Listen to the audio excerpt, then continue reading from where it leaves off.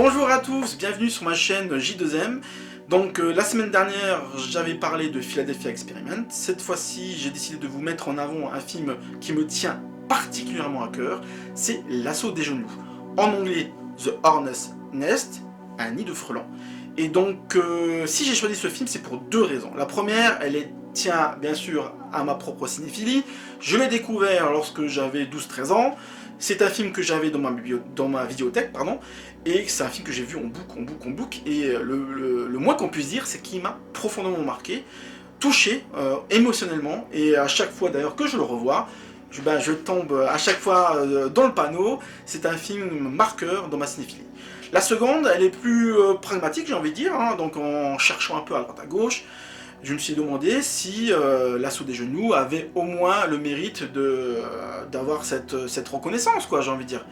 Et malheureusement, je suis bien obligé de reconnaître qu'en dehors des cinéphiles qui l'ont découvert en VHS, tout comme moi, ah ben, ça court pas les rues, hein. D'ailleurs, sur le net, il y a peu de critiques, peu de retours. Et bien entendu, si je remonte à mon époque, même au niveau critique papier, hein, donc les revues principales de l'époque, hein, Starflix, Mad Movie, tout ça, il n'y a rien du tout. Hein.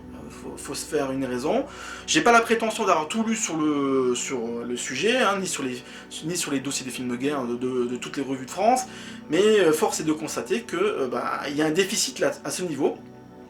Et voilà pourquoi j'ai décidé de faire de la lumière sur ce film qui mérite vraiment d'être redécouvert. Alors un mot sur Phil Carson. Phil Carson, c'est un metteur en scène très appréciable qui a débuté sa carrière dans les années 50 et qui l'a prolongé plus ou moins dans les années 60 et 70. Hein. Alors c'est un metteur en scène de série B extrêmement efficace, qui n'a pas peut-être la même lumière, la même renommée, on va dire, que Robert Aldrich ou Don Siegel par exemple. Néanmoins, c'est un artisan extrêmement solide, hein, qui a travaillé dans tous les genres, j'ai envie de dire. Hein.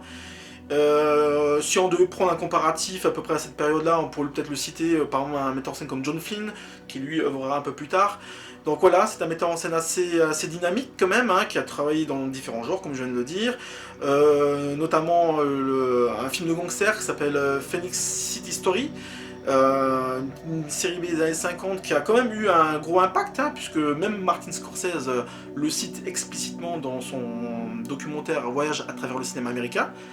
Excusez du peu, c'est pas rien comme référence. Bon voilà, comme je l'ai dit, il avait travaillé avant de faire L'Assaut des genoux à quelques films comme donc Le Salaire de la violence par exemple, La poursuite des tuniques bleues qui était intéressant. Il a fait un différents polars également, Le dernier passage avec Richard Widmark, qui est intéressant également, Matt Helm, agent spécial, je sais plus si c'est le titre exact, hein, à vérifier, avec Dean Martin par exemple, qui était également assez efficace. Tous ces films là existent en DVD en Blu-ray, je crois, la plupart, hein, donc à vérifier. Donc voilà, donc lorsqu'il arrive avec L'Assaut des genoux, donc c'est déjà un metteur en scène qui a une certaine expérience.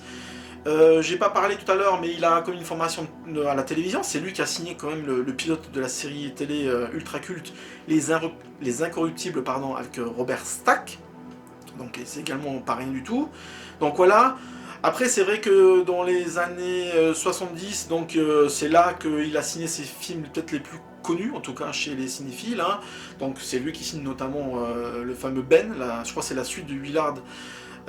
Film avec les rats, là, vous savez, ce film étrange comme ça, extrêmement perturbant on va dire, hein. Il a fait la séquelle. Et surtout il a signé, je crois que c'est ses deux derniers films, deux excellents polars avec John Don Baker. Ah oui, alors là ça cogne dur, et ces deux films c'est Justice sauvage et La trahison se paie cash. Et donc on peut dire qu'il est arrivé à son summum à ce moment-là. Et donc moi je trouve que L'Assaut des genoux ouvrait cette dernière brèche qui va ravir, je pense, les amateurs de série B qui cognent, quoi, j'ai envie de dire. Voilà. On peut évoquer un peu le casting. Alors le casting il n'est pas trop connu, hein. Les amateurs même de genre. Alors je cite également parce que j'ai pas forcément les noms pour retenir. Donc le jeune garçon qui joue le personnage de Aldo dans le film, alors qui est vraiment excellent, hein, il s'appelle Mark Callejon. Et il n'a pas une grande carrière derrière lui, on le verra dans le film Les Cavaliers de John Frankenheimer, mais c'est tout, pas grand chose. Et c'est dommage parce que lorsqu'on voit sa prestation dans ce film, hein, L'Assaut des Jeunes Loups, on est étonné de la puissance de son jeu. Et c'est clairement un des acteurs qui met le film en avant de toute sa puissance lyrique, j'ai envie de dire.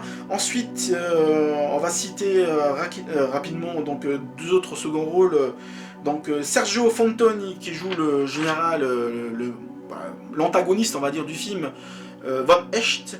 Donc c'est un acteur qui est habitué à ce type de rôle, puisqu'on l'avait vu chez Mark Robson dans le film L'Express du colonel Von Ryan, qui est également un film de commando, hein, donc voilà, il reste un peu dans son registre.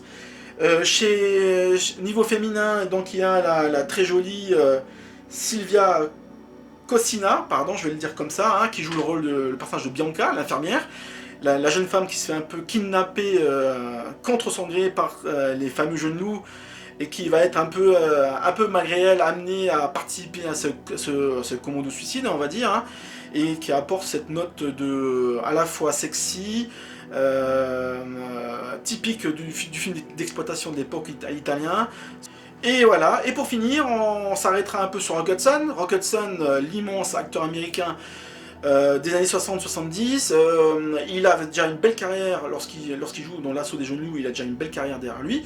On l'avait vu chez Robert Rodriguez, notamment dans El Perdido, qui était vraiment excellent.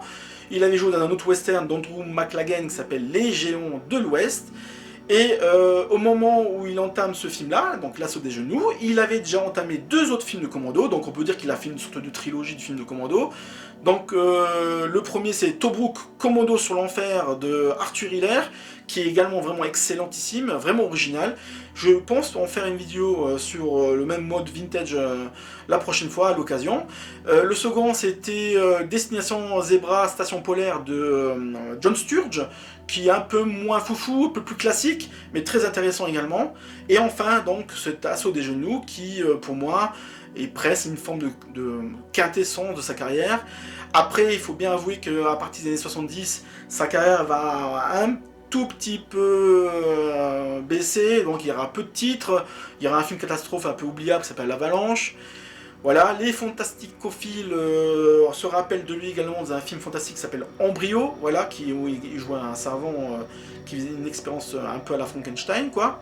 Donc voilà, donc un acteur solide, et dedans, dans L'Assaut des Jeunes Loups, il crève l'écran dès le début, dès qu'on apparaît, dès qu'on le voit dans le film, dès la séquence du cockpit, dans l'ouverture du film, on voit son visage, sa gueule de carré de GIs américain, il porte le film directement, et tout le film, ça va être presque, il porte sur lui une ode aux soldats américains, et c'est impressionnant.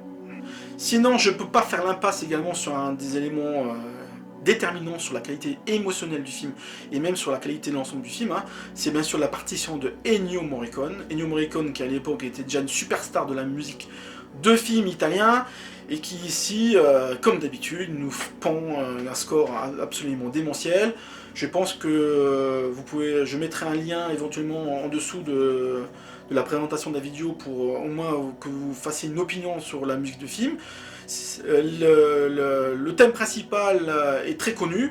D'ailleurs, Tarantino le reprend de manière extrêmement discrète dans son Django Unchained, hein, par exemple. Donc c'est une manière assez amusante de voir de quelle manière il cite le film.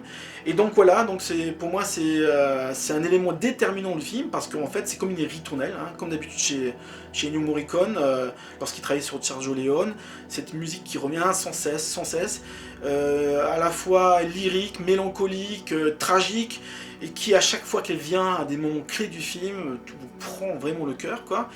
Et elle explose de sa simplicité dès l'ouverture du film, dès le générique du film, mais le final est absolument dantesque à ce niveau.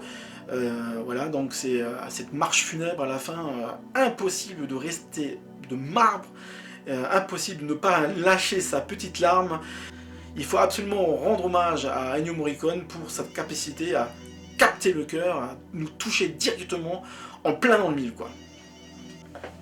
Voilà, pour compléter un peu Ennio Morricone, il faut quand même rappeler également qu'au moment où sort L'Assaut des Jeunes Loups, l'année 1970, il a fait pratiquement 16 autres compositions de grande qualité pour des films très importants, hein. Donc on montre bien que c'était un vrai staccanoviste et qu'à l'époque il était vraiment au summum de sa forme, hein. Donc c'est pas des petites BO de seconde zone, hein. C'est des films comme La Cité de la Violence de Sergio Solima, pardon.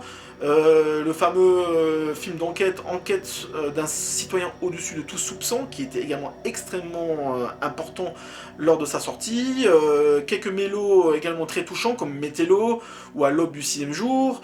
Le Giallo, l'oiseau au plumage de cristal, hein, donc de notre ami Dario Argento. Donc voilà, donc tout ça, hein, fait que L'Assaut des Jeunes Loups participait un peu à la gloire de Ennio Morricone, et c'est quand même important également de rappeler dans quel contexte cette musique a été faite. Alors, L'Assaut des Jeunes Loups donc, fait partie d'un genre qui s'appelle le film de commando.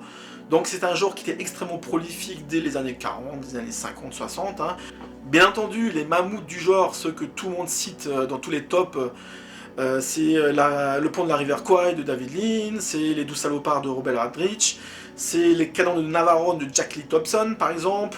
Il y a également le film de Le dernier train de Katonga, donc ce sont les titres qui reviennent régulièrement. Donc c'est aussi une des raisons pour laquelle j'avais envie de parler d'un film de commando un peu qui sort un peu du train-train cinéphile, j'ai envie de dire, parce que justement il y a parfois dans des séries B des films de commando extrêmement originales, ce qui est le cas ici, hein, puisque finalement si on prend l'arc narratif de départ, c'est un film de commando classique, mais qui va être vrillé dès le départ par justement ce drame inaugural, hein, donc le massacre du village italien et ces jeunes adolescents italiens qui vont être amenés à prendre le relais, on va dire. Donc voilà. Donc sinon, si on fait un petit topo vite fait pour on va citer d'autres films de commando qui sont quand même importants. Donc on peut citer le film Commando dans l'enfer de Armando Crispino avec Lee Van Cleef, hein, qui est également extrêmement vivifiant, j'ai envie de dire. Le fameux Inglorious Bastards de Enzo G. Castellari avec Fred Williamson, Bo Svenson, pardon, qui également a marqué les esprits dans les années 70, 75 je crois. Voilà, qui a été remaké par Tarantino, comme tout le monde le sait. Voilà, bon, il y a eu d'autres films de commando, hein, comme Retour vers l'enfer de Ted Kotcheff, avec Gene Hackman. Dans les années 70, il y en avait encore d'autres, hein, bon, voilà, plus ou moins importants. Le commando des Tigres Noirs avec Chuck Norris, le commando de Sa Majesté également, voilà, etc. Donc c'est un genre extrêmement vivifiant qui s'est peu à peu qui a été un peu oublié à partir des années 80. Mais voilà, donc L'Assaut des Jeunes Loups, donc il tombe pile poil au moment où le genre est encore extrêmement influent. Le film débute par deux séquences absolument impressionnantes, ça c'est le moins qu'on puisse dire, deux massacres. Et là, je peux vous assurer qu'on n'en sort pas forcément indemne de cette ouverture avec deux séquences de suite. Hein. Donc je suis un peu obligé parce qu'en fait ça donne un peu le là du film. Hein.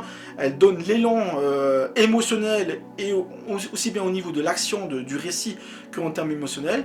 Donc la première séquence débute par l'arrivée dans un petit village italien d'une garnison de SS allemande, hein, tout simplement. Là, les SS sortent de force tous les villageois, les mettent le long d'une route.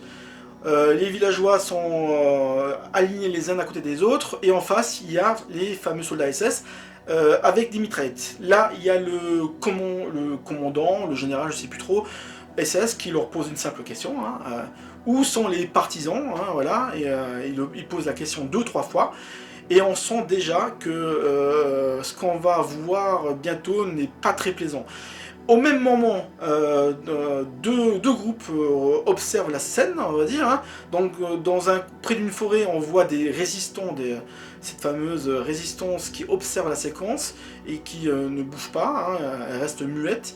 Et puis à l'autre bout du village, sur une colline, sur un champ, tout simplement, on a un groupe de jeunes enfants couchés par terre et qui observent de manière extrêmement touchante la séquence. On voit qu'ils ont la peur sur leur visage, la crainte de ce qui va se passer.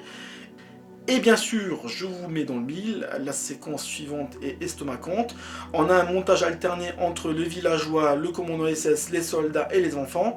Et ce qui devait arriver arrive, un massacre. Tout simplement, ils sont tous alignés, tous exécutés avec un montage cut extrêmement dur, extrêmement brutal. Et au même moment, au fur et à mesure, en montage alterné, quand on voit les différents villageois et SS tirer ou tomber par terre, on a un travelling latéral qui nous montre les visages des enfants les uns après les autres, subir de plein fouet cette séquence horrible, pour finir sur le visage des deux plus jeunes de la fratrie, hein, et un petit mot qui dit maman. Voilà. Et tac, cut. Donc voilà, on est déjà comme ça, on peut pas dire qu'en termes d'ouverture, on voit ça très souvent au cinéma. S'ensuit donc de manière extrêmement logique le score de Ennio Morricone, qui nous présente tout de suite dans le ciel un avion américain dans le ciel. Là, on comprend très rapidement que des Allemands, un commando allemand caché dans les arbres, observe l'avion. On se retrouve ensuite dans l'avion tout de suite, et là également, on a cette séquence absolument très belle d'un point de vue esthétique, un travelling latéral le long de l'allée de l'avion.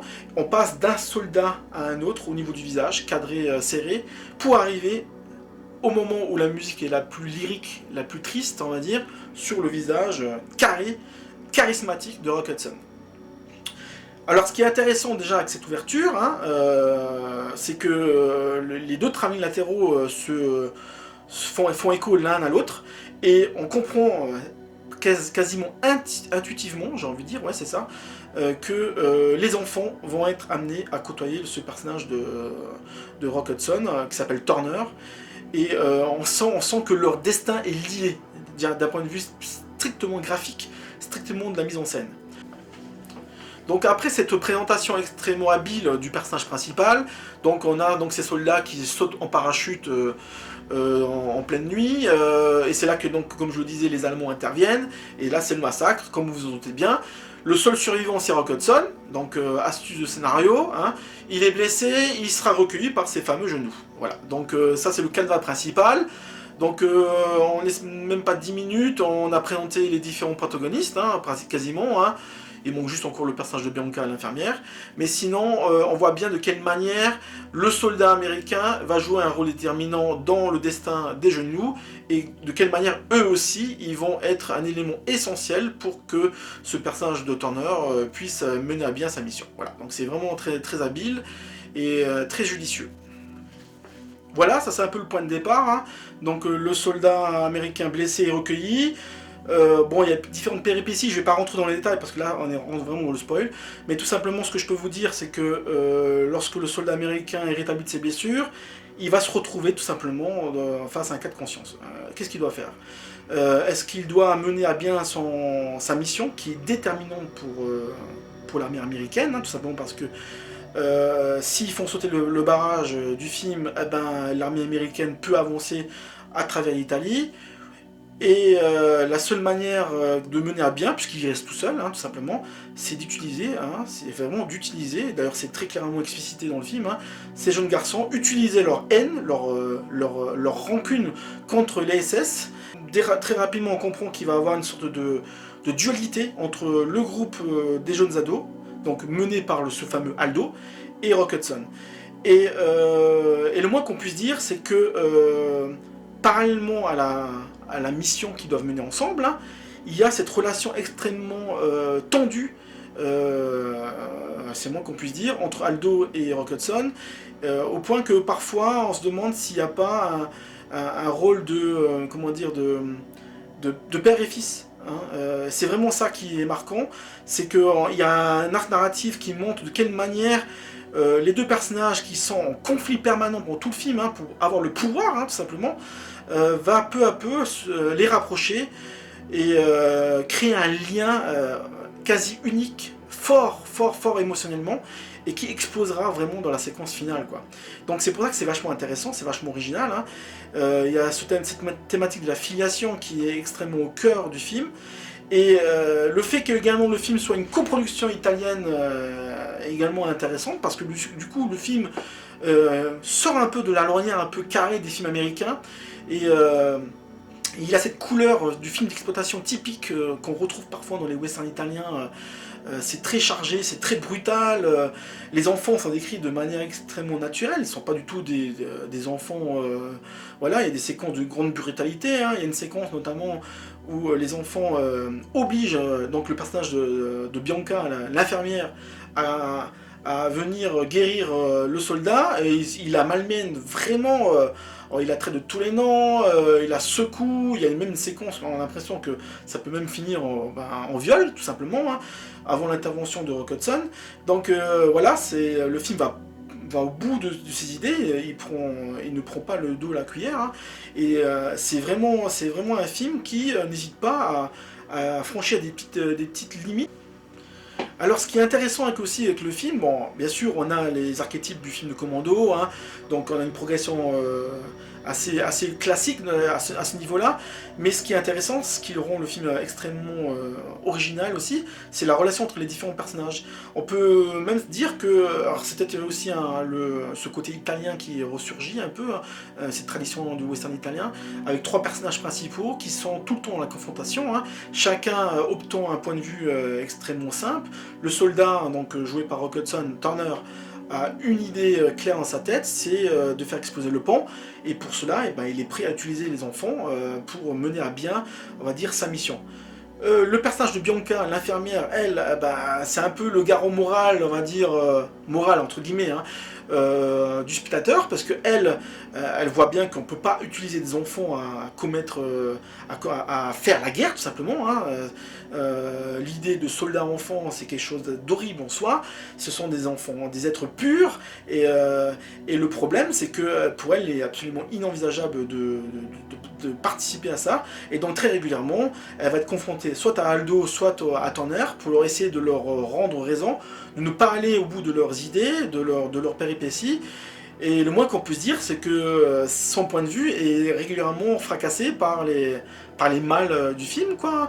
Et puis, il y a surtout ce personnage de Aldo, ce garçon, cet adolescent qui a vu sa famille se faire massacrer par les SS au début du film, qui est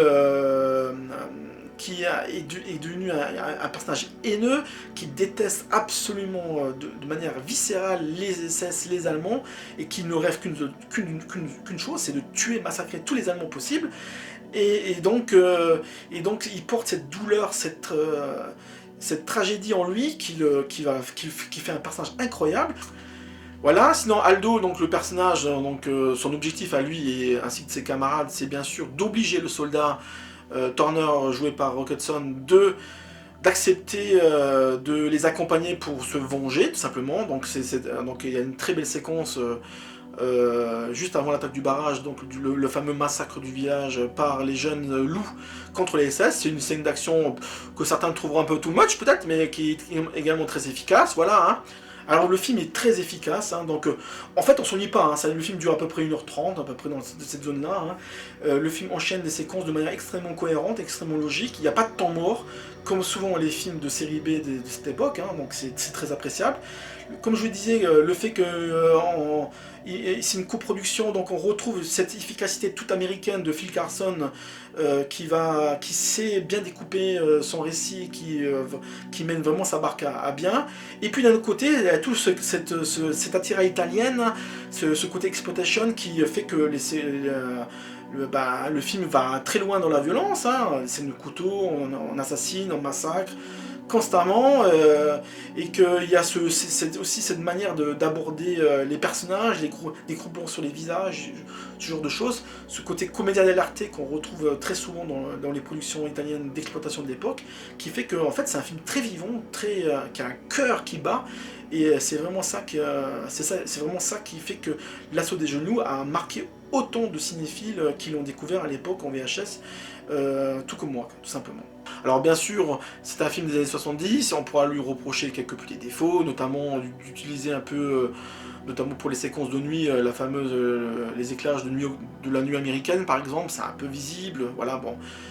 On peut chipoter sur plein de détails, hein, c'est sûr, hein, c'est pas un film parfait, mais tout ça est compensé justement par par le côté charnel du film, hein, cette énergie toute latine qui composait le film, et ça pour moi c'est plutôt l'essentiel, hein. Voilà, donc un dernier mot, la séquence finale, donc voilà, je ne vais pas rentrer dans le spoil, mais simplement elle est tout simplement extraordinaire, elle fait partie de ces séquences qui vous marquent à vie, hein, et moi j'ai vu le film plusieurs fois, et à chaque fois je tombe dans le panneau, c'est foudroyant, c'est émotionnellement très fort. Je peux pas raconter l'histoire sans déplorer un peu la logique du film, mais disons que rarement un film de guerre aura fini de manière aussi triste, aussi mélancolique que cette séquence. Et le duel entre Aldo et Turner, entre le jeune acteur italien et Rock Hudson, restera dans les annales, moi je pense, hein. En tout cas, pour ceux qui l'ont vu le film, hein, donc c'est une des raisons à laquelle j'insiste pour que vous voyez ce film, absolument. Et voilà, donc L'Assaut des jeunes loups, je vous invite vraiment chaleureusement à le voir. Je sais que le film existe en Blu-ray chez nous, hein, donc je crois que le distributeur c'est ESC, il me semble, donc il est sorti il y a à peu près 2 ans, 3 ans il me semble. Et donc voilà, il n'est pas trop cher, je crois qu'on peut le trouver entre 9 et 11 euros. Bon, voilà, c'est abordable, on va dire, pour un Blu-ray. Et franchement, je vous conjure, regardez, découvrez ce film absolument.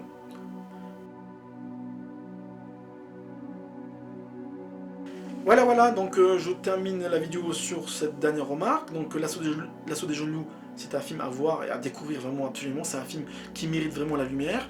Donc si vous avez aimé la vidéo, ben likez-la. Si vous l'aimez pas, délikez-la. En tout cas, s'il vous plaît, faites vos commentaires. Je vous laisse pour une prochaine vidéo vintage. Tchuss, à la prochaine!